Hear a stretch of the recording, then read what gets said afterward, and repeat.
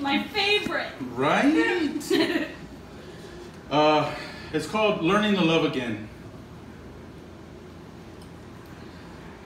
I've been looking for her for a long time.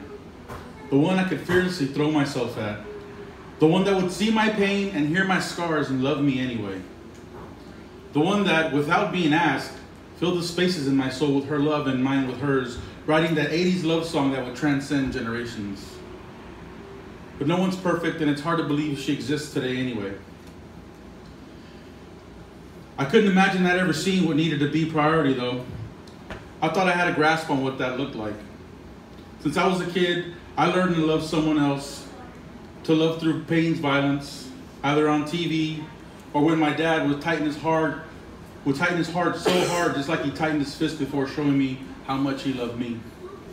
You see, I know what's required of me as a partner, the kind of work I need to contribute, how I have to pay for the mistake of every baboso in her past. I know she had to be first, but I've learned this still wouldn't be enough. I'd have to be last too.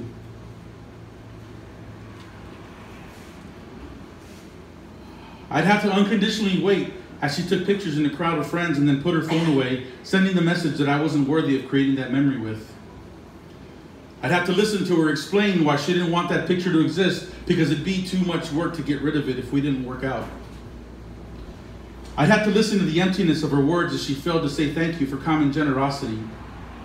And I'd have to learn to not expect love in return for the love I'd give.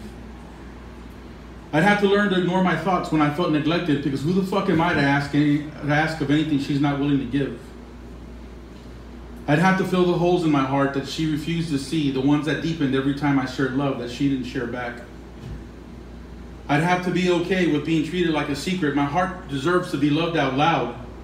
And when I began to feel selfish for asking anything of this woman who couldn't see me standing in front of her, I'd have to take the pain to prove to her that not all men, and let it hurt so bad so she wouldn't, and I only wanted to get it right where everyone else got it wrong. But worst of all, I'd have to listen to the blame I'd place on myself for allowing this to happen. I just wanted to be happy, and so I convinced myself that she'd been who I've been looking for, and after giving full-time love for part-time effort, I say to myself, I should have seen the red flags. I saw them, but I didn't want to believe that hope and abuse came from the same person who promised love and safety, and she lied. I'm sorry, it'll never happen again. Red flag. I'm sorry, I'll change. Red flag.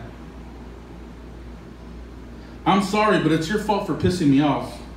Red flag. Is this really my fault? Red fucking flag. She sounded so much like my dad when she say these things, but I can also remember these things echoing through the memories of my painful past. Why am I addicted to pain? I didn't realize that I was investing so much energy on her and not investing that same energy on me, and how could I not see what needed to be priority? I thought I had a grasp on what that looked like, and that was the self-worth I'd have to walk away with. You see, I know what's required of me as a partner, and while I'd been looking for her, I forgot to look for myself. And while I've been trying to love someone so unlovable, I forgot how to love myself too. I forgot to love my pain so deeply that I'm reborn in the scars that have defined my life. I don't think I ever knew what that looked like, because the self I wanted to love was a self I was trying so hard to hide. And even now, when women cast a blanket claim that my femininity, while masculine, is a performance, I shy away from who I want to be.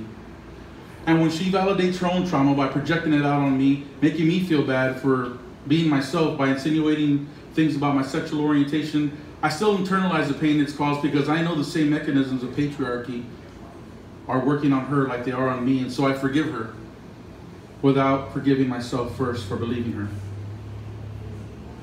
Why do I give so much without asking for anything in return? She's not a bad person though. Like many of us, she's just hurt. She carries the baggage of a past filled with so many painful memories, she can't zip it closed no matter how many times she jumps on that fucking suitcase. And no matter how much I want to be angry with her for draining love and not refilling it, I think how sometimes our trauma just speaks for us when we don't want it to.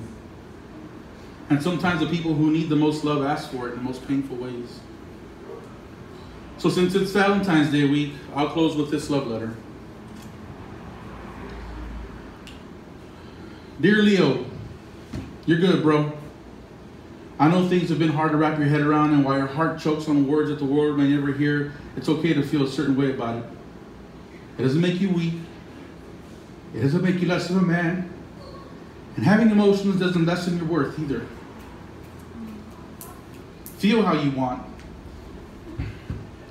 Be sad, but don't put up a mailbox and fucking live there. Happiness is not on Netflix. It's not under your blanket. It's not at the bottom of a gallon of chocolate chip cookie dough ice cream. And it's not behind you in a fading memory that was meant to leave. It's a footstep away, but you have to keep walking forward to find it. It's in the laughter you bring to others.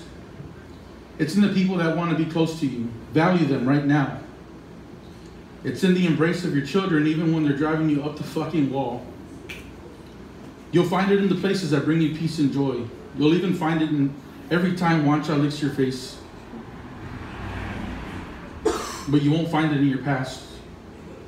You'll find it in the smile in the mirror. Trust that person is looking out for you.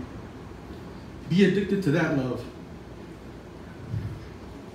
And even though you're probably crying your ass off while you're reading this, just know that you're on the right track. And if no one has ever meant it before, I love you, bro. Your best friend, Leo.